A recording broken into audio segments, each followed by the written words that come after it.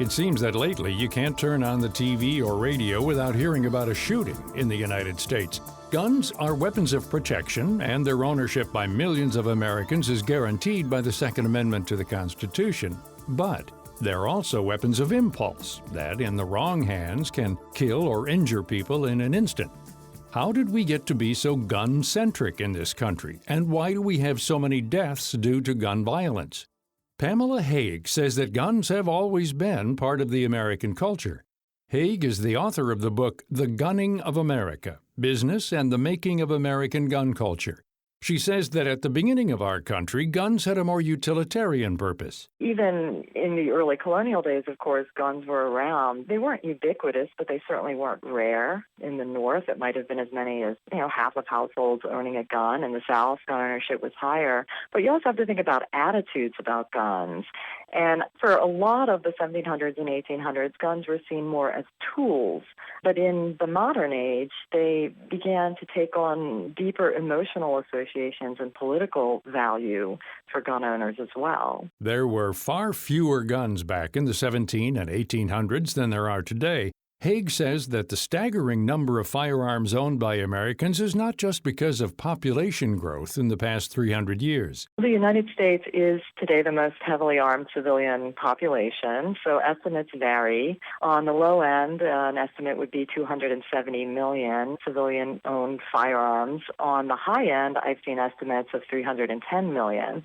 So going with a middle estimate, a middle range, around 300 million civilian-owned firearms. That's the number of guns, not the number of gun owners. The trend in gun ownership in the 21st century has been toward fewer individuals buying more guns. So in the 1950s, it was probably around half of households owned a gun. Today, fewer households, maybe 34-35% have a gun, but gun owners tend to own more guns. In 1798, Eli Whitney devised a way to manufacture guns with interchangeable parts, which made it easier and more efficient to create and repair firearms. But gun sales really began to increase when two iconic gun makers got into the business. The two figures who really figured out how to identify and cultivate and build up a commercial trade were Oliver Winchester, beginning in the 1850s when he first invested in guns, and Samuel Colt, who opened his first factory in 1836. It went bankrupt, but then he returned to the gun business in the 1840s. And these two figures, of course, were producing the firearms that we most associate with the American individual owner, the Winchester repeater rifle and the revolver. So these are both multi-firing arms. Despite the technical innovations and mass production capabilities of Winchester and Colt guns, Haag says they weren't an easy sell in the American market. This was a tough business, and Colt and Winchester both struggled to figure out how to find enough customers to justify the mass production of guns. There were always some gun customers, but were there enough to match the volume of production? And I was very intrigued that both Colt and Winchester, as well as Remington and Smith & Wesson, all survived in key years before and after the Civil War by selling abroad, by selling internationally, and very vigorously so. Without those markets, the American gun industry would have struggled to survive. They did survive through World War I and the Roaring '20s, when gangsters drove the streets of the country's largest cities, spraying their enemies with machine gun fire. Haag says it was at the beginning of the 20th century that guns went from tools to hunt for food and destroy vermin to being luxury objects that are bought more for emotional or political reasons, such as toughness and power. I think the trajectory of the gun in American culture has been sort of looking at it more as a discretionary object, a luxury object, something that one might want to have. The long arc here, the change from the 1800s to the 1900s into the 21st century, is really that the gun has become more an object that one has for emotional attachments, for symbolic attachments, for reasons of want rather than need. And I guess you could liken it to someone who makes particular consumer choices based on political decisions sometimes, like they want to buy organic food or they want to buy a certain car because they care about climate change. I mean, the gun is definitely today much more than a tool. So some of the appeal of those weapons is simply the desire to have them on their own terms. Haig says that the vast majority of gun owners in this country are responsible, law-abiding citizens who purchase their firearms from reputable gun dealers, fill out all the required government paperwork, and keep their guns for self-defense or for hunting, target shooting, or other legal activities. As we're all sadly aware, though, there is a criminal element in this country that's able to buy guns and use them to murder, rob, intimidate, and terrorize. Stephanie Sotig is the director of the Sundance breakout documentary Under the Gun. The film, which is executive produced and narrated by Katie Couric, discusses gun violence and the hot-button issue of stricter gun control laws. In the film, Sotig looks at the issue through the eyes of gun advocates and through those who have been personally affected by mass shootings, like the one at Sandy Hook Elementary School in Newtown, Connecticut, and the urban violence that plagues cities like Chicago. She says that although most Americans want more safeguards on the sale and use of guns, those who don't have been very vocal, catching the ears of politicians and using powerful lobbying efforts to keep stricter legislation from being enacted. 90% of Americans support stricter background checks, including 74% of NRA members. But what I think is a lot of people on the gun safety side are not as active in letting their views be known as some gun owners are. And, to be clear, the NRA only represents 5% of gun owners.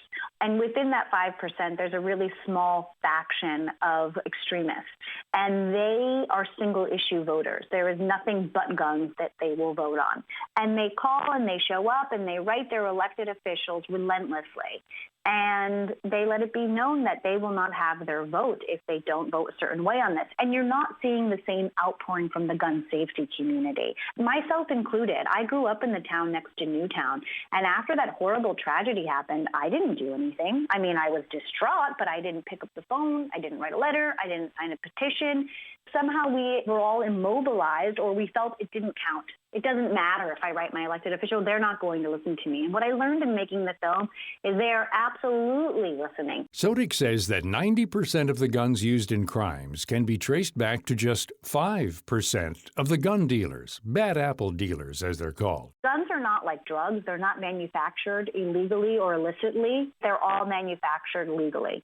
So the way they end up on the black market is through something that's called a bad apple gun dealer. And it's gun dealers that turn a blind eye when people are purchasing 10, 15, 300 of the same guns. They turn a blind eye to it. And we see this happening repeatedly. But because the ATF is understaffed and undersourced, they're having a hard time keeping up with things. Why not just find these dealers and shut them down? She says that the agency entrusted with that job is woefully under-resourced. In large part, what we've seen is that the ATF, the Bureau of Alcohol, Tobacco, and Firearms, this is the government agency that's charged with monitoring gun dealers, they've been completely neutered, thanks in large part to gun lobbyists. And they are limited to one inspection of a gun dealer per year. But given the fact that there are more gun dealers than there are Starbucks and McDonald's combined, and the resources they have, they, in actuality, could only inspect every gun dealer in this country once every 17 years. So we know where the guns are coming from that end up in what ends up being a black market, and yet they've been neutered and in their inability to shut them down. And these are things that could be easily solved if we wanted to solve them. Sotig says we need to fully fund the ATF so it can do its job and prevent these bad apple gun dealers from operating in the black market. She says we also have to quit looking at gun deaths and gun laws as political issues and begin treating them as public health issues. She says we should proceed with safety measures the way we did with automobile deaths when seatbelt laws and car manufacturing standards were enacted. Part of that means that we provide funding for the CDC to study this as a public health issue. The NRA blocked funding for the CDC to study this. We need to make sure that we can study this properly. And I think at a federal level, we need to close the background check loophole. 18 states have closed the background check loophole. And in those states, we see that they have fewer rates of domestic violence, homicide, and suicide, and fewer guns diverted to the black market. But because we have this patchwork system state by state, we have the problems that we have now. So what I think we need to see is at a federal level that we close the background check loophole. Currently, 40% of guns in this country are purchased without a background check. That has to stop. And we demonstrate that in the film. My producer was able to buy an AR-15 and the Smith & Wesson gun, the same gun that was used in the Aurora Theater massacre. He was able to purchase that without a background check from a private seller. So we demonstrate the background check loophole in this country. Sotig says that one of the most powerful things you can do is to let your members of Congress and your state legislators know where you stand on gun issues and be persistent. Pamela Haag says that when it comes to gun regulations, she'd like to see more responsibility put on the firearms industry. The gun industry today enjoys a lot of special protections. Since 2005, it's enjoyed protection from civil liability action. So have dealers. There's some evidence that this would actually be really galvanizing if cases could be developed in civil court. That could exert some pressure on the gun industry to think about safety in even more serious ways than they already do. I think that consumer activism has some promise. Some of the more interesting steps against gun violence, for example, were done voluntarily when retailers like Walmart decided they weren't going to stock certain weapons that had been used in a mass shooting. There are certain gun retailers who have just said they're going to sell only to members. They're going to have a members-only policy. We contacted the National Rifle Association several times for their comments on the firearms issue, but the NRA did not respond to our requests. You can read more about the gun industry in the United States and the people and cultural milestones that made it what it is today in Pamela Haag's book, The Gunning of America. You can also visit her website at PamelaHaag.com. For a look at firearms issues through the eyes of gun rights activists and families impacted by gun violence, check out Stephanie Sotig's film, Under the Gun, available on iTunes and digital providers. You can find out where to see it by logging on to underthegunmovie.com. For more information about all of our guests, log on to our site at viewpointsonline.net. You can find archives of past programs there and on iTunes and Stitcher. I'm Gary Price. Summer fairs and festivals mean one thing: good food and cooking competitions. Home cooks are busy creating recipes that will win them the blue ribbon. Fruit is always a key ingredient in delicious and fresh desserts. Dole canned fruit is ready to use and cuts down on prep work. It always delivers sweet, ripe fruit. Dole canned pineapple is available in crushed, tidbits, chunks, and sliced varieties, so it's perfect for any dish where you want to add a sweet taste of the tropics. Dole canned fruit is also great for salads, smoothies, or mixed into cottage cheese for a quick, healthy snack. Whether you're creating a prize-winning recipe for a contest or a tasty treat for your family, let Dole canned fruit be your inspiration. Find Dole canned fruit in your grocery store, supercenter, or club store. Visit DoleSunshine.com for recipes and tips from the experts in Dole's Packaged Foods Test Kitchen to create your own ribbon-winning culinary creation. Summer is a time for family road trips. And what's a family trip without your four-legged friend? But when the weather is hot and the family is crammed into a car, dog breath can put a damper on your drive. So don't let it.